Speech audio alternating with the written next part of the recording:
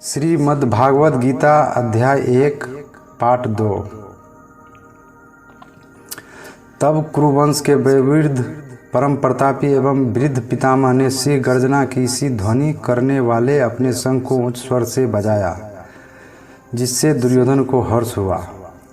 तात्पर्य: कुरुवंश के वयोवृद्ध पितामह अपने पौत्र दुर्योधन का मनोभाव जान गए और उसके प्रति अपनी स्वाभाविक दयावश उन्होंने उसे प्रसन्न करने के लिए अत्यंत उच्च स्वर से अपना शंख बजाया, जो उनकी सिंह के समान स्थिति के अनुरूप था, और प्रत्यक्ष रूप में शंख के द्वारा प्रतीकात्मक ढंग से उन्होंने अपने हताश पौत्र दुर्योधन को बता दिया कि उन्हें युद्ध में विजय की आशा नहीं है, क्योंकि दूसरे पक्ष में साक्षात भगवान श्री कृष्ण है।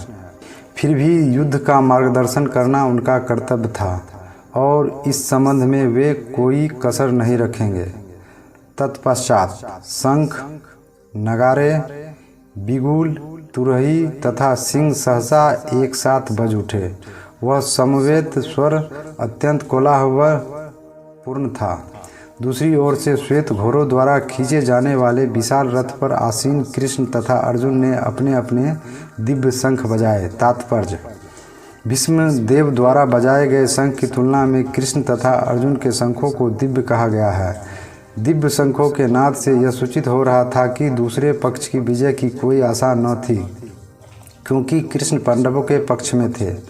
जयस्तु पांडुपुत्राना यशा पक्षे जनार्दना, जय सदा पांडु के पुत्र जयसो की होती है, क्योंकि भगवान कृष्ण उनके साथ है, और जहाँ जहाँ भगवान विद्यमान है वहीं वहीं लक्ष्मी भी रहती है, क्योंकि वे अपने पति के बिना नहीं रह सकती। अतः जैसा कि विष्णु या भगवान कृष्ण के शंख द्वारा उत्पन्न दिव्य ध्वनि से सूचित हो रहा था, विजय तथा श्री दोनों ही अर्जुन की प्रतीक्षा कर रही थी।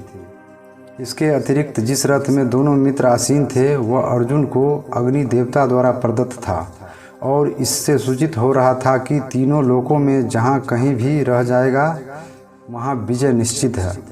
भगवान कृष्ण ने अपना पांचजन्य शंख बजाया।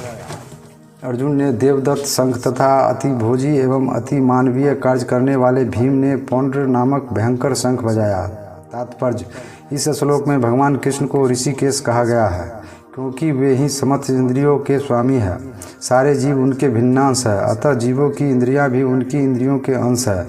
चूँकि निर्विशेषवादी जीवों की इंद्रियों का कारण बताने में असमर्थ है, इसलिए वे जीवों को इंद्रिय रहित या निर्विशेष कहने के लिए उत्सुक रहते हैं।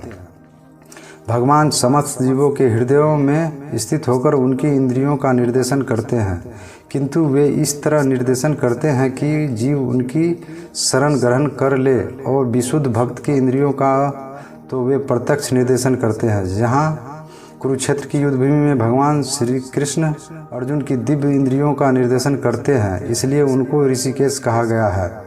भगवान के विविध कार्यों के अनुसार उनके विभिन्न नाम हैं। उदाहरणार्थ इनका एक नाम मधुसूदन है, क्योंकि उन्होंने मधु नाम के असुर को मारा था। वे गौओं को एवं इंद्रियों को आनंद देने के कारण गोविंद कहलाते हैं। वसुदेव के पुत्र होने के कारण इनका नाम वासुदेव है। देवकी को माता रूप में स्वीकार करने के कारण इनका नाम देवकी नंदन है। वृंदावन में यशोदा के साथ बाल लीलाएं करने के कारण ये यशोनंदन है। अपने मित्र अर्जुन का सारथी बनने के कारण पार्थ सारथी है। इसी प्रकार उनका नाम एक ऋषिकेश है, क्योंकि उन्होंने कुरुक्षेत्र के युद्ध स्थल में अर्जुन का निर्देशन किया। इस श्लोक में अर्जुन को धनंजय कहा गया है, क्योंकि जब इनके बड़े भाई को विभिन्न यज्ञ संपन्न करने के लिए धन की आवश्यकता हुई थी तो उसे प्राप्त करने में इन्होंने सहायता की थी।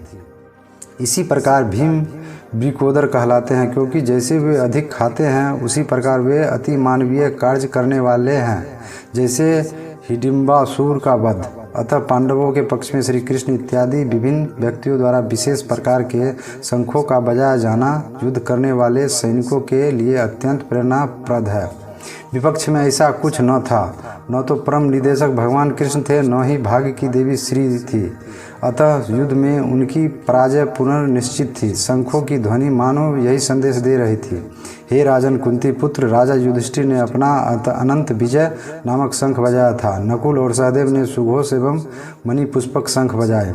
महान धनुर्धर काशीराज, परम योद्धा शिखंडी, दृष्टद्युम्न, विराट, अजय, साहित्यिक, द्रुपद, द्रौपदी के पुत्र तथा सुभद्रा के महाबाहु पुत्र आदि सबों ने अपने अपने शंख बजाए। तात्पर्य: संजय ने राजा धृतराष्ट्र को अत्यंत चतुराई से यह बताया कि पांडु के पुत्रों को धोखा देने तथा राज सिंहासन पर अपने पुत्रों को आसीन कराने की यह अविवेकपूर्ण नीति श्लाघनीय नहीं थी। लक्षणों से पहले से ही यह सूचित हो रहा था कि इस महायुद्ध में सारा कुरुवंश मारा जाएगा। भीष्म पितामह से लेकर अभिमन्यु तथा अन्य पुत्रों तक विश्व के अनेक देशों के राजाओं समेत उपस्थित सारे लोगों का विनाश निश्चित था। यह सारी दुर्घटना राजा धृतराष्ट्र के कारण होने जा रही थी, क्योंकि उसने अपने पुत्रों की कुनीति को प्रोत्साहन दिया था। इन विभिन्न शंखों की ध्वनि कोलाहल पूर्ण बन गई, जो आकाश तथा पृथ्वी को शब्दयान करती हुई धृतराष्ट्र के पुत्रों के हृदय को विदीर्ण करने लगी। तात्पर्य: जब भीष्म तथा दुर्योधन के पक्ष के अन्य वीरों ने अपने अपने शंख बजाए तो पांडवों के हृदय विदीर्ण नहीं हुए। ऐसी घटनाओं का वर्णन नहीं मिलता, किंतु इस विशिष्ट श्लोक में कहा गया है कि पांडव पक्ष के शंखनाद से धृतराष्ट्र के पुत्रों के हृदय विदीर्ण हो गए। इसका कारण स्वयं पांडव और भगवान कृष्ण में उनका विश्वास है। परमेश्वर की शरण ग्रहण करने वाले को किसी प्रकार का भय नहीं रह जाता, चाहे वह कितनी ही विपत्ति में क्यों न हो। उस समय हनुमान से अंकित ध्वजा लगे रथ पर आसीन पांडु पुत्र अर्जुन अपना धनुष उठाकर तीर चलाने के लिए उद्यत हुआ। हे राजन, धृतराष्ट्र के पुत्रों को व्यूह में खड़ा देखकर श्री अर्जुन ने श्री कृष्ण से ये वचन कहे। तात्पर्य: युद्ध प्रारंभ होने ही वाला था। उपर्युक्त कथन से ज्ञात होता है कि पांडवों की सेना की अप्रत्याशित व्यवस्था से धृतराष्ट्र के पुत्र बहुत कुछ निरुत्साहित थे, क्योंकि युद्धभूमि में पांडवों का निर्देशन भगवान कृष्ण के आदेशानुसार हो रहा था।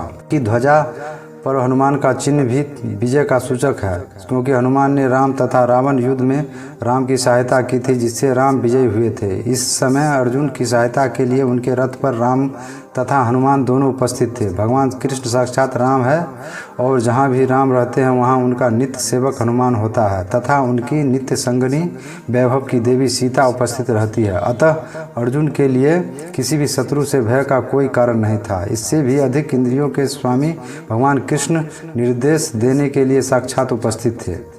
इस प्रकार अर्जुन को युद्ध करने के मामले में सारा सत परामर्श प्राप्त था।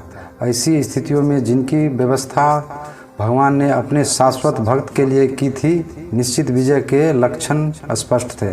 अर्जुन ने कहा, हे अच्युत, कृपा करके मेरा रथ दोनों सेनाओं के बीच ले चले, जिससे मैं यहाँ उपस्थित युद्ध की अभिलाषा देखने वालों को और शस्त्रों की इस महान परीक्षा में जिनसे मुझे संघर्ष करना है उन्हें देख सकूं। तात्पर्य: यद्यपि श्री कृष्ण साक्षात श्री भगवान है, किंतु वे अहेत की कृपावश अपने मित्र की सेवा में लगे हुए थे। वे अपने भक्तों पर स्नेह दिखाने में कभी नहीं चूकते, इसलिए अर्जुन ने उन्हें अच्युत कहा है। सारथी रूप में उन्हें अर्जुन की आज्ञा का पालन करना था और उन्होंने इसमें कोई संकोच नहीं किया, अतः उन्हें अच्युत कहकर संबोधित किया गया है। यद्यपि उन्होंने अपने भक्त का सारथी पद स्वीकार किया था, किंतु इससे उनकी परम स्थिति अक्षुण्ण बनी रही। प्रत्येक परिस्थिति में वे इंद्रियों के स्वामी श्री भगवान ऋषिकेश हैं। भगवान तथा उनके सेवक का संबंध अत्यंत मधुर एवं दिव्य होता है। सेवक स्वामी की सेवा करने के लिए सदैव उद्यत रहता है और भगवान भी भक्त की कुछ न कुछ सेवा करने की कोशिश में रहते हैं। वे इसमें विशेष आनंद का अनुभव करते हैं कि वे स्वयं आज्ञा दाता न बने, अपितु उनके शुद्ध भक्त उन्हें आज्ञा दे। चूँकि वे स्वामी हैं, अतः सभी लोग उनके आज्ञा पालक हैं और उनके ऊपर उनको आज्ञा देने वाला कोई नहीं है।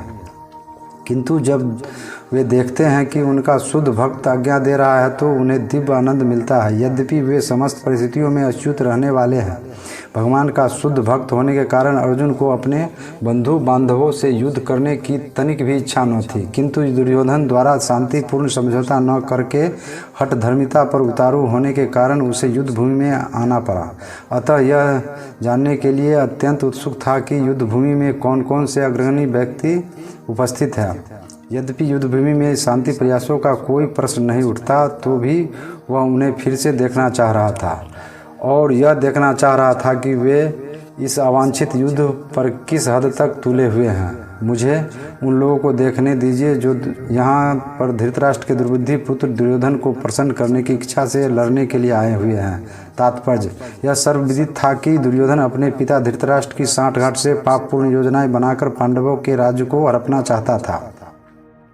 अतः जिन समस्त लोगों ने दुर्योधन का पक्ष ग्रहण किया था वे उसी के समान धर्मा रहे होंगे। अर्जुन युद्ध प्रारंभ होने के पूर्व यह तो जान ही लेना चाहता था कि कौन कौन से लोग आए हुए हैं, किंतु उनके समक्ष समझौता का प्रस्ताव रखने की उसकी कोई योजना नहीं थी।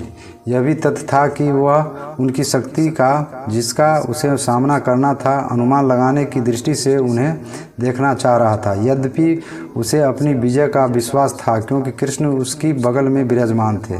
संजय ने कहा, हे भरतवंशी अर्जुन द्वारा इस प्रकार संबोधित किए जाने पर भगवान कृष्ण ने दोनों दलों के बीच में उस उत्तम रथ को लाकर खड़ा कर दिया। तात्पर्य इस श्लोक में अर्जुन को गुड़ा केस कहा गया है। गुड़ा का अर्थ है नींद और जो नींद को जीत लेता है वह गुड़ा केस है। नींद का अर्थ अज्ञान भी है। अतः अर्जुन ने कृष्ण की मित्रता के कारण नींद तथा अज्ञान दोनों पर विजय प्राप्त की थी। कृष्ण के भक्त के रूप में वह कृष्ण को क्षण भर भी नहीं भुला पाया क्योंकि भक्त का स्वभाव ही ऐसा होता है। यहाँ तक कि चलते अथवा सोते हुए भी कृष्ण के नाम, रूप, गुणों तथा लीलाओं के चिंतन से भक्त कभी मुक्त नहीं रह सकता। अतः कृष्ण का भक्त उनका निरंतर चिंतन करते हुए नींद तथा अज्ञान दोनों को जीत सकता है। इसी को कृष्णा भाव नामृत या समाधि कहते हैं। प्रत्येक जीव की इंद्रियों तथा मन के निर्देशक अर्थात ऋषिकेश के रूप में कृष्ण अर्जुन के मंतव्य को समझ गए कि वह क्यों सेनाओं के मध्य में रथ को खड़ा करवाना चाहता है। अतः उन्होंने वैसा ही किया और फिर वे इस प्रकार बोले।